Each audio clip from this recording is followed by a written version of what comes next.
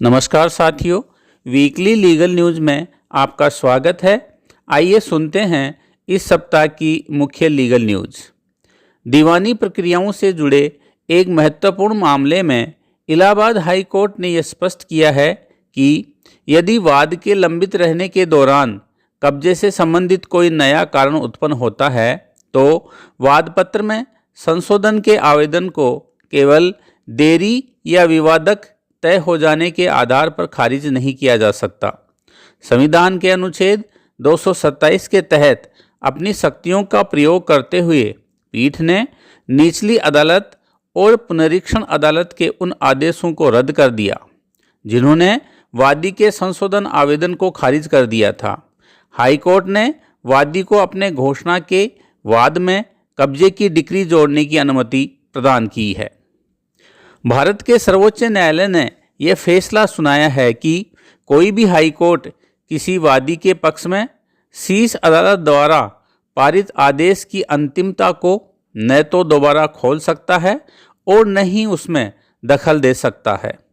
इसके साथ ही अदालत ने सेवा न्यायशास्त्र से जुड़े मामलों में उन व्यक्तियों के लिए उपलब्ध कानूनी विकल्पों को भी स्पष्ट किया जो मूल मुकदमे में पक्षकार नहीं थे लेकिन इन रेम अर्थात जो आम जनता या पूरे वर्ग पर लागू हो फैसले से प्रतिकूल रूप से प्रभावित हुए हैं। सुप्रीम कोर्ट ने भारतीय अनुबंध अधिनियम 1872 की धारा 133 की व्याख्या करते हुए स्पष्ट किया है कि यदि ऋणदाता और मुख्य कर्जदार के बीच अनुबंध की शर्तों में जमानतदार की सहमति के बिना बदलाव किया जाता है तो जमानतदार पूरी तरह से अपनी जिम्मेदारी से मुक्त नहीं होता। न्यायालय के अनुसार जमानतदार केवल उन लेन देन के लिए उत्तरदायी नहीं होगा जो अनुबंध में बदलाव के बाद हुए हैं, लेकिन वह मूल रूप से गारंटी दी गई राशि के लिए जिम्मेदार बना रहेगा। सुप्रीम कोर्ट ने एक महत्वपूर्ण निर्णय में स्पष्ट किया है कि यदि मूल अनुबंध में ब्याज देने पर स्पष्ट रोक है तो आर्बिट्रल ट्रिब्यूनल प्री अवार्ड या पेंडेंट लाइट ब्याज नहीं दे सकता, भले ही उसे मुआवजे का नाम क्यों न दिया जाए। न्यायालय ने जोर देकर कहा कि आर्बिट्रेशन एंड कंसिलिएशन एक्ट 1996 के तहत अवार्ड से पहले की अवधि के ब्याज के संबंध में अनुबंध की शर्तें सर्वोपरि महत्व रखती हैं।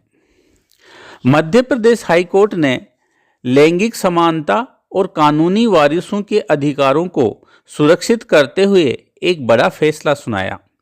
अदालत ने स्पष्ट किया है कि किसी सरकारी कर्मचारी की मृत्यु के बाद उसकी विवाहित बेटी को सिर्फ इस आधार पर अनुग्रह राशि और अर्जित अवकाश के बदले भुगतान से वंचित नहीं किया जा सकता है कि वह विवाहित है। पीठ ने कहा कि सेवा लाभों का भुगतान कानूनी वारिसों को बिना किसी वैवाहिक भेदभाव के किया जाना चाहिए। आज के लिए इतना ही, फिर मिलते हैं वीकली लीगल न्यूज़ के साथ। धन्यवाद।